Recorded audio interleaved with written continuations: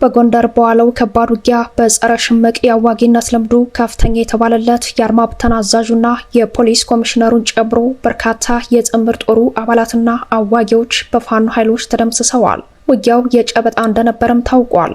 በሸዋም የፋኖ ኃይሎች ከብልጽግና ኮማንዶ ጋር አፍላ ውጊያ ላይ መዋላቸው ተሰምተዋል። ዝርዝር የግንባር መረጃው ተሰናድቷል። ኢታማዦሩ ለቀይ ባህር ተዘጋጅተናል ማለታቸውን ተከትሎ ከወደ አስመራ እንዳታስቡት የሚል ምላሽ ተሰጥቷል። የቃላት ጦርነቱ ከፍ ወዳለ የስነ ልቦና ጦርነትና ወታደራዊ ዝግጁነት እያደገ ወደ እንቅስቃሴዎችም በመቀየር ላይ ነው። በሌላ በኩል የብልጽግናው አለቃ አብይ አህመድ በነገው ዕለት የፓርላማ ስብሰባ ጠርተዋል። ስብሰባው አገዛዙ ከአስመራው መንግስት ጋር ለገባበት ወታደራዊ ፍጥጫ ተጨማሪ ትኩሳት ይሆናል ተብሏል።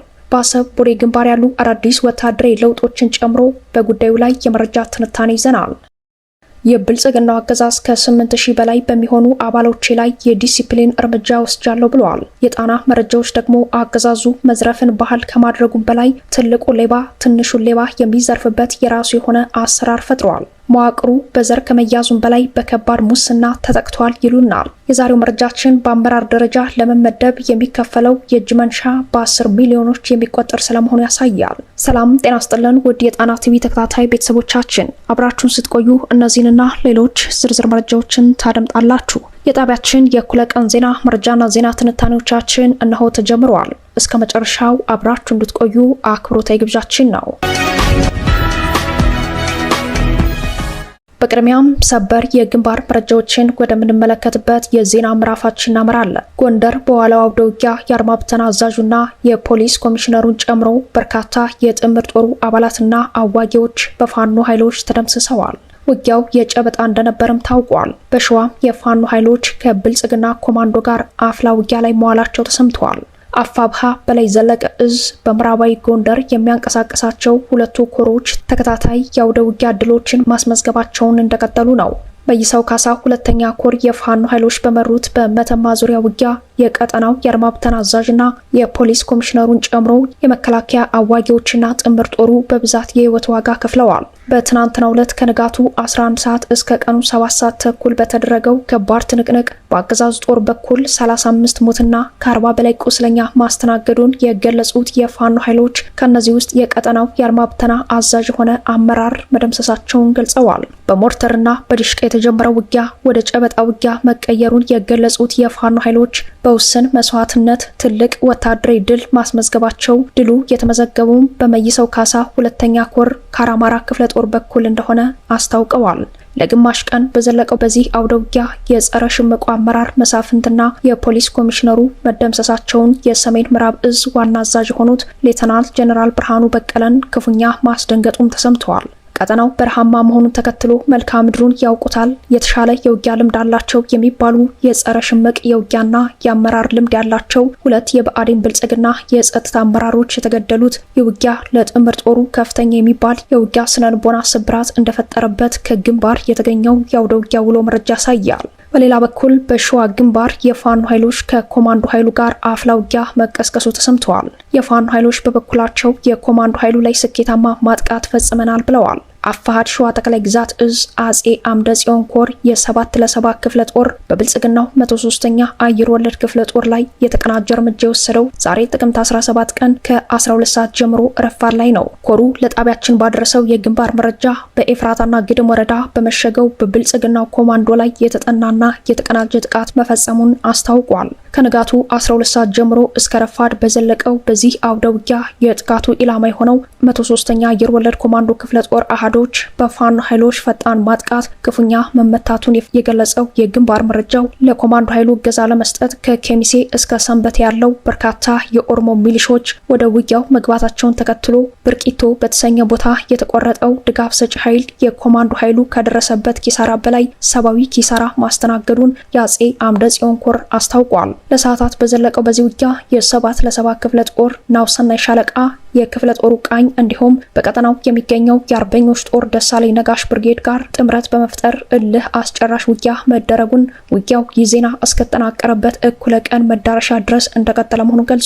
በተመሳሳይ ቀጠና አድማሱን በማስፋት ወደ በርግቢ በተንቀሳቀሰው ያገዛዙ አራዊት ሰራዊት ላይ የአጼ አምደ ጽዮን ኮር ራምቦ ክፍለ ጦር የፋኖ ኃይሎች ተመክተው እንደተመለሰ ያስታወቀው ኮሩ በዛሬው አውደ ውጊያ የራምቦ ክፍለ ጦር የ7 ለ7 ክፍለ ጦሮች የፋኖ ኃይሎች ያደረጉት ቅንጅታዊ ውጊያ ጓዳዊ አለኝታነታቸውን በተግባር ያስመሰከረ ነው ብለዋል። በፋኖ ኃይሎች የተቀናጀ የጋራ ውጊያ ክፉኛ የተመታው የኮማንዶ ኃይሉ ዛሬም ንጹሃንን የበቀል ማወራረጃ ማድረጉን የገለጸው የኮሩ የግንባር መረጃ ድርቂት ላይ ወጣት ደረጀ ሸዋ የተባለ የ27 ዓመት አርሶ አደር ወደ እርሻ ማሳ ጉዞ ላይ በነበረበት ወቅት በነዋሪዎች ፊት በአደባባይ በግፍ መረሸኑ ታውቋል። ደጀን አልባው የብልጽግናው ኮማንዶ ለውጊያ ገዛ ከአጎራባይ ዞን ኬሚሴ ድረስ ያስመጣው ኃይል አቅም አልሆነው ሲል የአካባቢው ህዝብ ደጀን አልሆነልኝም ጠላት ነው በሚል ፍረጃ ንጹሃንን ያለ ጥፋታቸው ከህግ ውጭ መቀጣጫ እያደረገ ይገኛል። የፋኖ ኃይሎች በመልእክታቸው የሞት ሞት ከምትሞት የአማራ ህዝብ አለኝታ ከሆነው ከነጻነት ታጋዩ ከወንድሞችህ ከጀግናው የአማራ ፋኖ ጋር አብረህ ተሰልፈ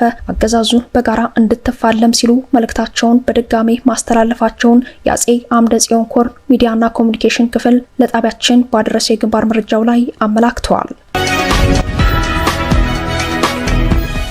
ኢታማዦሩ ለቀይ ባህር ተዘጋጅተናል ማለታቸውና የአስመራ እንዳታስቡት ምላሽ መነጋገሪያነቱ እንደቀጠለ ነው። የብልጽግና ጄኔራሎች ተከታታይ ወታደራዊ ዛቻ የአስመራውን መንግስት የቃላት ጦርነት ሜዳው ላይ ካስገባው ቆይተዋል። የቃላት ጦርነቱ ከፍ ወዳለ የስነ ልቦና ጦርነትና ወታደራዊ ዝግጁነት እያደገ ወደ እንቅስቃሴዎችም በመቀየር ላይ ነው። በብልጽግና የመወረር ስጋት የገጠመው የአስመራ መንግስት ከቅርብ ጊዜ ወዲህ የሚሰጣቸው ምላሾች ስጋቱን መጨመር የጦርነቱን ዝግጅት የመጨረሻ ምዕራፍ በማመላከት ላይ ነው።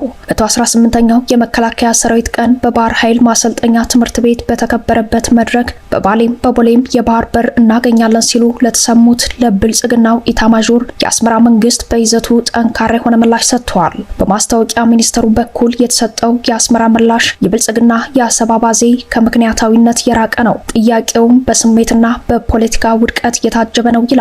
ብልጽግና በሆርን ሪቪው በኩል አሰብ ከመነሻውም የኤርትራ አይደለም የሚል መሟገቻ በተከታታይ መሰማቱና የኢታማዦር ሹሙ ንግግር በአስመራ ስጋቱን አኑሮታል። በማስታወቂያ ሚኒስተሩ በኩልም ኢትዮጵያ ብቻዋን በአሰብ ላይ ከፍተኛ መዋለ ንዋይ ፈሰስ አድርጋለች በሚል የቀረበው መከራከሪያ ተደጋግሞ የባለቤትነት መብትን ለማስረዳት ጥቅም ላይ ውሏል። መከራከሪያው ከእውነት የራቀ ነው። አሰብ ላይ ለደረሰው ብዝበዛም የኢትዮጵያ መንግስት ካሳ መክፈል ነበረበት ሲል ለሰማዩ አለመወርውር ጣራውን እንድታገኘው አይነት ምላሽ ሰጥቷል። በሁለቱ ኃይሎች መካከል ያለው ወታደራዊ ፍጥጫ ከጊዜ ወደ ጊዜ እያደገ መሆኑን የሚከታተሉ የጉዳዩ ተከታታዮች ጦርነቱ የዘገየ ግን የማይቀር ነው ሲሉ ይገልጹታል። በተለይም በአፋር ቡሬ ግንባር በኩል ያለው ወታደራዊ እንቅስቃሴ ከፍ ያለ ነው የሚሉት አስተያየት ሰጪዎች ጦርነቱ ከውክልና ወደ ቀጥተኛ ለማደግ ጫፍ ላይ መድረሱን ይናገራሉ። በአፋር ድንበር አቅራቢያ ትልልቅ የውሃ ታንከሮች እየተቆፈሩ መሆኑን የጠቆሙት ሌሎች የመረጃ ምንጮች በበኩላቸው ይህ የጦርነት ዝግጅቱ አካል ነው ይላሉ። የብልጽግናው አለቃ አብይ አህመድ በነገው ዕለት የፓርላማ ስብሰባ ጠርተዋል። ስብሰባው አገዛዙ ከአስመራው መንግስት ጋር ለገባበት ወታደራዊ ፍጥጫ ተጨማሪ ትኩሳት ሆኗል ተብሏል። ጠቅላይ ሚኒስተሩ በነገው ስብሰባ ከፓርላማ አባላት ለቀረቡላቸው ጥያቄዎች ምላሽ እንደሚሰጡ ይጠበቃል ተብሏል። የፓርላማ አባላቱም ለጠቅላይ ሚኒስተሩ ያዘጋጇቸውን ጥያቄዎች አስቀድመው አስገብተዋል። ከተያዘለት ፕሮግራም ለ2 ሳምንት ያክል የዘገየው የፓርላማው ስብሰባ አገዛዙ ከአስመራው መንግስት ጋር በገባበት ወታደራዊ ፍጥጫ ዙሪያ ጠቅላይ ሚኒስተሩ ማብራሪያ ይሰጣሉ ተብሎ ይጠበቃል። በፓርላማው ፊት በቀረቡ ቁጥር ንቀት፣ ቅጥፈት፣ እብሪትነትና አቅላይነትን ማሳየት የአመራር ባህላቸው ያደረጉት አብይ የኖሩበትንና የሚታወቁበትን የሽሙጥ ንግግራቸውን በሚንቋቸው የፓርላማ አባላት ፊት ይደግሙታል ተብሎ ይጠበቃል። የጠቅላይ ሚኒስተሩ ማብራሪያዎች በኢኮኖሚ በሰላምና ዲፕሎማሲ ጉዳዮች ላይ የሚያተኩሩ ቢሆንም ቁልፍ ጉዳዮች በአማራ ህዝብ ላይ ያስቀጠሉት ጦርነት፣ ከህወሓት ዘንድ የገጠማቸው ወታደራዊ ኦሊጋርኪና ከኤርትራ ጋር የተገባው ወታደራዊ ፍጥጫ ሆነው ይታያሉ። ሁሉም ተጠባቂ አጀንዳዎች በአመዛኙ የአብይ የጦርነት ፖሊሲ ውጤቶች ሆነው ይታያሉ። ከዚህ ጋር ጋር የተያያዙ ጥያቄዎችም በፓርላማው አፈ ጉባኤ በኩል ለጠቅላይ ሚኒስትር ጽህፈት ቤት ቀድመው መግባታቸው ታውቋል። በሌላ በኩል በአማራ ህዝብ ላይ በቀጠለው ጦርነት ዙሪያ ለፓርላማው ጥያቄዎችን ማስገባታቸውን የገለጹ ከምክር ቤቱ የአባላት ደንብና ስነ ምግባር መመሪያ አኳያ ስሜ አይጠቀስ ያሉ አንድ የተቃዋሚ ፓርቲ የፓርላማ ተመራጭ በጦርነቱ ዙሪያ ለሚያቀርቡት ጥያቄ ተስፋ ሰጪ ምላሽ እንደማላገኝ ባውቅም ለመረጠኝ የአማራ ህዝብ ግን ድምጽ ለመሆን ተዘጋጅቻለሁ ብለዋል። ይበንዲ እንዳለ ገዢው ፓርቲ ብልጽግና በአባላቶች ላይ እርምጃ ወስጃለሁ ብለዋል። የውስጥ መተማመኑ በመናር ላይ ያለው ብልጽግና አመራሮቹ እርስ በርስ በመካሰስ ባሉበት በዚህ ጊዜ ወሰድኩት ያለው እርምጃ የዲሲፕሊን መሆኑን ገልጸዋል። በዚህም ከ8613 በላይ የብልጽግና ፓርቲ አመራሮች ላይ የዲሲፕሊን እርምጃ መውሰዱን ያሳወቁት የፓርቲው ምክትል ፕሬዝዳንት አቶ አደም ፋራ እርምጃው ከኃላፊነት ማንሳት ከደረጃ ዝቅ ማድረግና ሽግሽግን ያካተተ መሆኑን ተናግረዋል። አደም ፋራ ይህንን ይበሉ እንጂ ዛሬም በፓርቲው ውስጥ የመካከለኛው አመራር ምደባ ቦታ በ10 ሚሊዮኖች እጅ መንሻ የሚጠየቅበት ነው። በአዲስ አበባ ከተማ የክፍለ ከተማ ዋና ስራ አስፈጻሚ ለመሆን ከ10 ሚሊዮን ብር በላይ ለከንቲባ ኮሚቴና ለፓርቲው ጽህፈት ቤት ሰዎች እጅ መንሻ ማቅረብ እንደሚጠበቅ የጣቢያችን ምንጮች አረጋግጠዋል። በራሱ የኦሮሞ ብልጽግና ውስጥ ቢሆን ለከተማ ከንቲባ በአዲስ አበባ ጠቅልለው ለያዙት የክፍለ ከተማ ስራ አስፈጻሚነትና ለሌሎች የሀብት ምንጭ ለሆኑ የስልጣን ቦታዎች ላይ ለመመደብ ገንዘብ መክፈል ግዴታ መሆኑን የጠቆሙት ምንጮች የተሻለ ለከፈለ የተሻለ ስልጣን ይሰጠዋል ብለዋል። ለጉዳዩ ቅርበት ያላቸውና ከስልጣን ተገፋን ያሉት አመራሮች በበኩላቸው ብልጽግና ውስጥ በስልጣን ለመቆየት ለበላይ አለቆች የተሻለ መክፈል አለብህ፣ የተሻለ የከፈለ የተሻለ ወንበር ያገኛል በማለት ፓርቲያቸው የእንብላው ማህበር መሆኑን አስረድተዋል። መዋቅሩ በዘር ከመያዙም በላይ በከባድ ሙስና ተጠቅቷል የሚሉት የቀድሞው የፓርቲው አመራሮች በከተሞች ከንቲባ ሆኖ ለመሾም እስከ 15 ሚሊዮን ብር ጉቦ የከፈሉ እንዳሉ፣ ይህም በፓርቲው ካድሬዎች ዘንድ የሚታወቅ አሰራር እንደሆነ ገልጸዋል። አሁን አደም ፋራ ማስተካከያ አድርገንበታል ያሉትም ቢሆን የተሻለ መክፈል የቻሉት አዲስ ምደባ እንደተሰጣቸው፣ መክፈል ያልቻሉ ደግሞ በሙያ ምደባ እንደተደረገላቸው ነው የጣና ምንጮች የገለጹት። ካድሬው ይህንን አሰራር ስለሚያውቀው ህብረተሰቡን በመበዝበዝ የተሻለ መዝረፍ ከቻለ የተሻለ ከፍሎ ስልጣኑን ለማስጠበቅ እንደሚጠቀምበት የፓርቲያቸውን የዘረፍ አሰራር ገልጸዋል። የአዲስ አበባ ከተማ አስተዳደርን ጨምሮ የሁሉም ክልሎች የሹመት አሰራር ካድሬው ለበላይ አለቃው የተሻለ የእጅ መንሻ ከፍሎ ስልጣን የሚያገኝበት አሰራር በብልጽግና ዘመን እንደ ባህል የተያዘ ሌባው ሌባውን የሚሰርቅበት አሰራር ሆኖ በመታየት ላይ ነው። 13 አፍሪካ ሀገሮች ጦርነት ያለባቸው ሀገሮች 25 ዓመት ሰርቻለሁ። በእያንዳንዱ ቦታ አገር ሲነሳና ሲወድቅ አይቻለሁ፣ ሲወድቅና ሲነሳ አይቻለሁ። በመጨረሻም እኒህ አንጋፋ የፖለቲካ ሰው ላበርክቷቸው ተዘክረዋል። አንጋፋው የፖለቲካ ሰው ሻለቃ ዳዊት ወልደ ጊዮርጊስ በዘርፈ ብዙ የህይወት ጉዟቸው ለሀገርና ለህዝብ እንዲሁም በዓለም አቀፍ ደረጃ ላበረከቱት አስተዋጽኦአቸው ክብር ይገባቸዋል ያሉት ዘካሪዎች ባለፈው ቅዳሜ ኦክቶበር 25 በርካታ አድናቂዎቻቸው በተገኙበት በልዩ ፕሮግራም አክብሯቸዋል። በሲልቨር ስፕሪንግ ሂልተን ሆቴል በተዘጋጀው ዝክረ ዳዊት አንጋፋው የፖለቲካ ሰው አክባሪዎቻቸውን አክብረው የአንድነትና የትግል አደራ መልእክታቸውን አስተላልፈዋል። ዳዊት በቀዳማዊ ኃይለሥላሴ ዘመነ መንግስት በ17 ዓመታቸው የውትድርና ስልጠናን የወሰዱ ከአዴት የገቡ ምክትል መቶ አለቃ በመሆን ውትድርናን ሀብለው የጀመሩ የሐረር ሚሊተሪ አካዳሚ ምሩቅ ሲሆኑ በዘርፈ ብዙ የህይወት ጉዟቸው ወታደራዊ መኮንን፣ አስተዳዳሪ፣ የህግ ሰው፣ ዲፕሎማት፣ የጸጥታ ደህንነትና ጉዳዮች ተመራማሪ በመሆን በተለያዩ መስኮች ሀገራቸውን፣ ቀጠናውን፣ አህጉሩን አገልግለዋል። ከወታደራዊ የደርግ ስርዓት በተለይም ከኮሎኔል መንግስቱ ኃይለማርያም ጋር ልዩነታቸው እየሰፋ መሄዱን ተከትሎ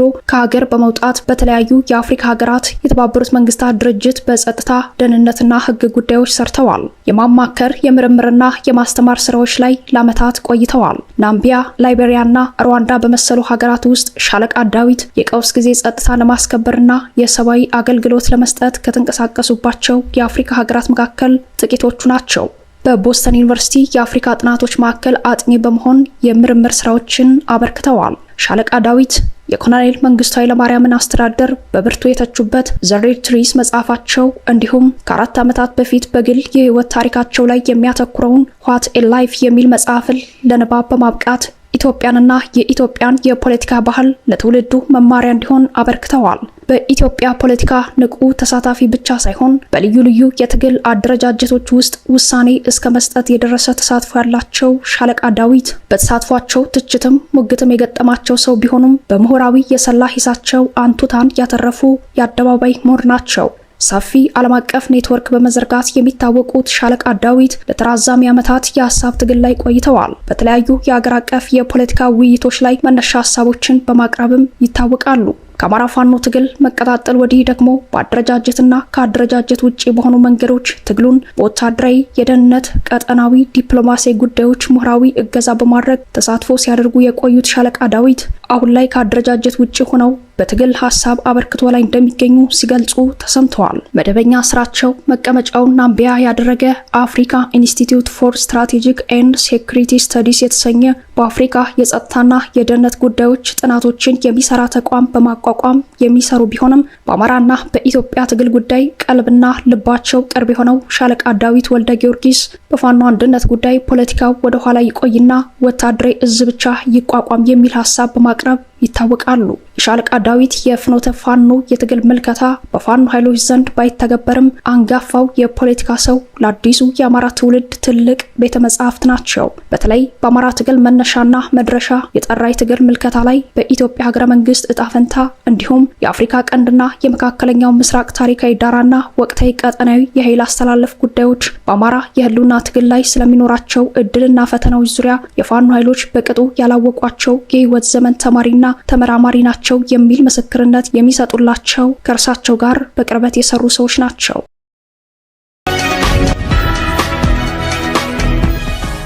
ክቡራትና ክቡራን ቤተሰቦቻችን ለእኩለ ቀን የተሰናዱት መረጃዎቻችን የተከታተሏቸውን ይመስሉ ነበር። አብራችሁን ስለቆያችሁ ልባዊ ምስጋናችን ይድረሳችሁ እያልን የጣና ቲቪ ወቅታዊ ዜናዎች፣ ትንታኔዎችና ልዩ ልዩ ፕሮግራሞች እንዲደርሷችሁ ቻናላችንን ሰብስክራይብ በማድረግ ቤተሰብ ይሁኑ። በተሳትፎ የትግል ሚዲያውን እንዲያጠናክሩ ጥሪያችን አቀርባለን። ጣና ሳተላይት ቲቪ ከሀቅ ጋር